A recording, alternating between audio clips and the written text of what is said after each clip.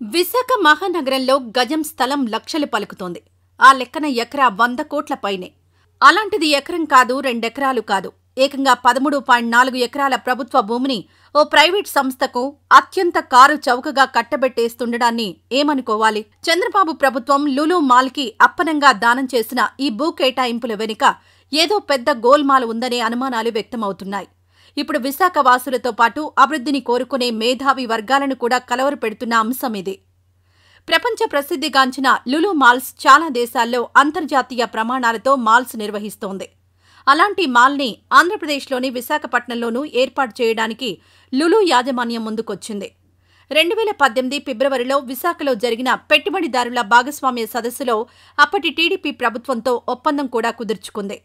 2018 ఫిబ్రవరి 16న నాటి టీడీపీ సర్కార్ లులు సంస్థకు పీపీపీ పద్ధతిలో షాపింగ్ మాల్, 8 స్క్రీన్లతో ఐమాక్స్ మల్టీప్లెక్స్ నిర్మాణానికి దాదాపు 14 ఎకరాల భూమిని నామమాత్రపు లీజుపై కేటాయించి భారీ రాయితీలు కల్పిస్తూ ఏకపక్షంగా కట్టబెట్టింది.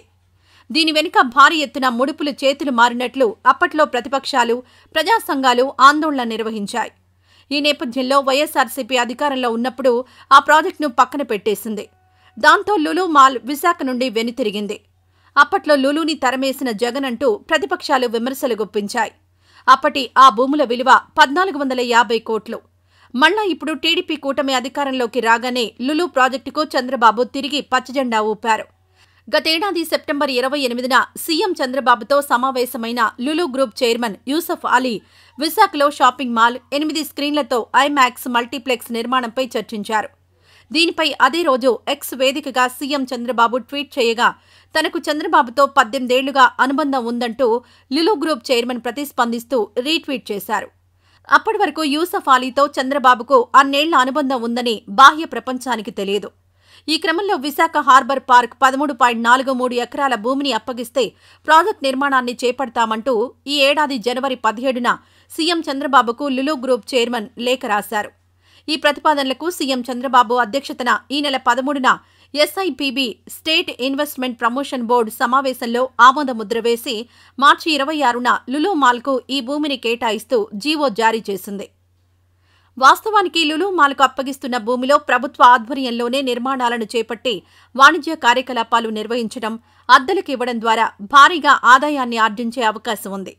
అయితే దీన్ని కాదని ఓ ప్రైవేట్ సంస్థకు కారు చౌకగా ఏకంగా 99 ఏళ్లకు లీజుకు అత్యంత ఖరీదైన స్థలాన్ని కట్టబెడుతూ ఉండడంపై పెద్ద ఎత్తున సందేహాలు వ్యక్తమవుతున్నాయి. సాధారణంగా ప్రభుత్వం ఏదైనా ప్రాజెక్టుకు గరిష్టంగా 33 ఏళ్ల పాటు లీజుకిస్తుంది. కానీ లులు మాల్కు ఈ స్థలాన్ని ఏకంగా 3 రెట్లు అధికంగా అంటే 99 ఏళ్ల లీజుకి ఇవ్వడం అందర్నీ ఆశ్చర్యపరుస్తోంది. లులు మాల్కు కేటాయించిన 13.43 ఎకరాల స్థలం విశాఖ నగరంలోనే అత్యంత ఖరీదైనది. మార్కెట్ విలువ ప్రకారం ఎకరం భూమి అక్కడ 100 నుంచి 150 కోట్ల ధర పలుకుతోందని అంచనా. అంటే కనీసం ఈ భూముల విలువ 1500 కోట్ల నుండి 2000 కోట్ల దాకా ఉంటుందన్నమాట. అంతేకాదు మల్టీప్లెక్స్ ప్రారంభమయ్యే వరకు లేదా 3 ఏళ్ల వరకు ఈ రెండింటిలో ఏది ముందైతే అంతవరకు అద్దె మినహాయింపు ఇవ్వాలని లులు గ్రూప్ చైర్మన్ సీఎం చంద్రబాబుకు రాసిన లేఖలో కోరారు. 10 ఏళ్లకొకసారి 10% అద్దె పెంచాలని, సాధ్యమైనన్ని అన్ని రకాల రాయితీలు, ప్రోత్సాహకాలు ఇవ్వాలని ప్రతిపాదించారు. వాటన్నింటికీ ప్రభుత్వం తలూపడంపై అధికార వర్గాలు విస్తుపోతున్నాయి. ఎకరానికి నామమాత్రంగా 50 లక్షలు అద్దెగా నిర్ణయించినట్లు చెబుతున్నారు. స్టాంప్ డ్యూటీ మినహాయింపు, జీఎస్టీ రాయితీలు తదితర ప్రోత్సాహకాల కింద లులు గ్రూప్కు 170 కోట్లకు పైగా ప్రయోజనం చేకూర్చేందుకు రాష్ట్ర ప్రభుత్వం సిద్ధమైంది. లులు గ్రూప్ కోరికల చిట్టాకు తలూపి అంత లబ్ధి చేకూరుస్తున్న ఆ ప్రాజెక్టు ద్వారా ప్రభుత్వానికి అద్దె రూపంలో అత్యవసర ఆదాయం మాత్రమే రానుండడం గమనార్హం. దీన్ని బట్టి ఇందులో భారీ ఎత్తున ముడుపులు చేతులు మారాయనే ఆరోపణలు బలంగా వ్యక్తమవుతున్నాయి. విశాఖపట్నం బీచ్ రోడ్లోని హార్బర్ పార్క్ భూమిని వాణిజ్య ప్రయోజనాల కోసం లులు గ్రూప్కి తిరిగివ్వాలని ఆంధ్రప్రదేశ్ ప్రభుత్వం తీసుకున్న నిర్ణయం చట్టవిరుద్ధమని, దీనిపై కోర్టులో పోరాడితే అంతిమంగా నష్టపోయేది లులు మాలే అని న్యాయ నిపుణులంటున్నారు. ఒకవేళ ఆ భూమిని ప్రైవేట్ పరం చేయాలనుకుంటే టెండర్లు నిర్వహించి బహిరంగ ప్రకటన జారీ చేయాలి. ఆ వేళల్లో వచ్చిన మొత్తాన్ని రాష్ట్ర ఖజానాకు జమ చేయాలి. కానీ ఇక్కడ 2000 కోట్ల విలువైన భూమిని అత్యంత తక్కువ ధరకు, అది 99 ఏళ్ల పాటు లీజుకివ్వడం వెనుక పెద్ద గోల్మాల్ దాగుందని రాజకీయ విశ్లేషకులు భావిస్తున్నారు.